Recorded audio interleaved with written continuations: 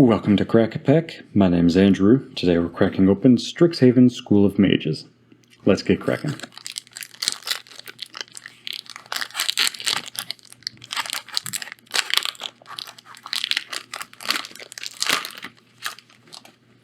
Our first card today is Resculpt, followed by Tangle Trap, Pigment Storm, Hunt for Specimens, Soothsayer Adept, Expel, Lorehold Pledge Mage, Spiteful Squad, Square Up, Introduction to Prophecy, Practical Research, Access Tunnel, Dinah Soul Steeper, Silverquill Silencer. Our Mystical Archives is Ephemerate. And then we have a treasure token at the back.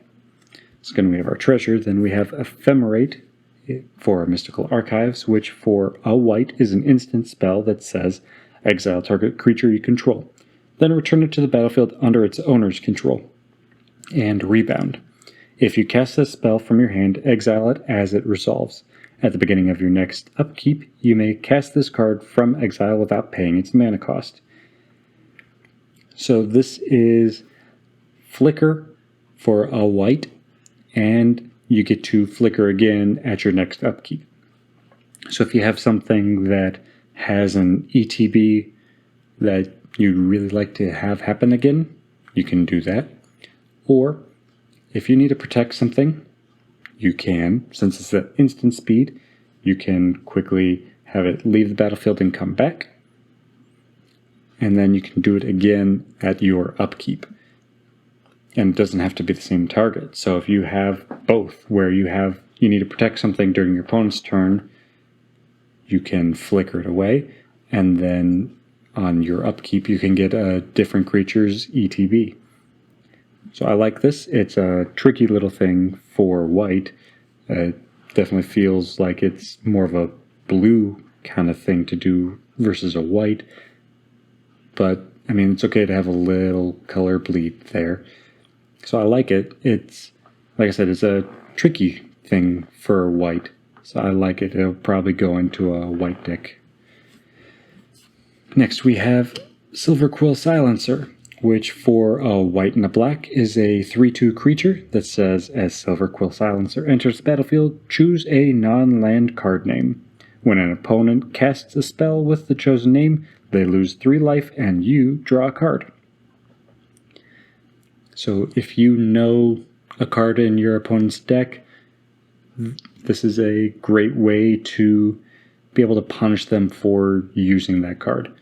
This is obviously better in non-singleton formats, like Pioneer, Modern, Pauper. No, this wouldn't be Pauper, but still something where you could have 4 of a kind or a full play set, essentially, of a card. This is going to be better because that's potentially 12 life you're draining from your opponent and 4 cards you're drawing.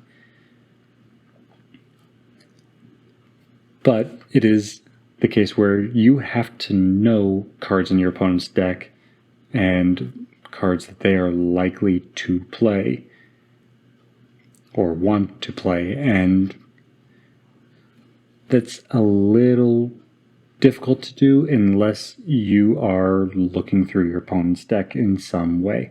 If you're able to even do some top deck fixing of your opponent's deck, which there are ways to do that, you can kind of force them into situations where they're going to have to play whatever card you name. But it doesn't feel as good in Commander, since it's a singleton format. If your opponent has already played the card, then you're not going to want to call it out. And the odds of your entire playgroup, all 4 of you in a game of Commander, having that same card in all of your opponent's decks is slim unless your playgroup is very single-minded and all like to play the exact same deck. So for for the thought is great. It's an interesting way to try to control and manipulate your opponent to make them not want to play something that could potentially be really good for them, because again, they're going to have to lose 3 life and give you a card essentially to be able to play whatever card you name. But it's going to require a lot of setup on your part of knowing your opponent's deck or being able to guess what they're going to be playing from the couple of cards you might have seen them play already.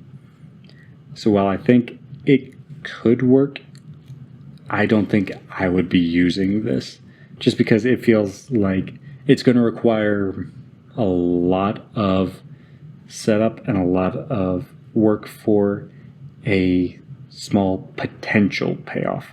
Because if they aren't running the card, you're not going to get the payoff, and 2, if it's something that isn't as valuable, if it's not a big combo piece or it's not a main focus of their deck, they're going to find a way to play around it or just get rid of the silencer so they can play it again.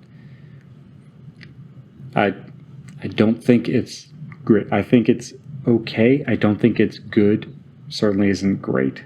So I don't think I'm going to be using this, but I could very well be very wrong on this. If you're using Silver Quill Silencer, let me know where and why you are, because I'm just not seeing. I must not be seeing how good this, like how big the upside is, because it feels like it's only like middle ground at best. Next we have Dyna Soul Steeper, Access Tunnel, Practical Research, Introduction to Prophecy, Square Up, Spiteful Squad, Lorehold Pledge Mage, Expel, Soothsayer Adept, Hunt for Specimens, Pigment Storm, Tangle Trap, and Resculpt. And that's all for today. Thank you for cracking along with me. Be sure to check back tomorrow as we crack open another pack.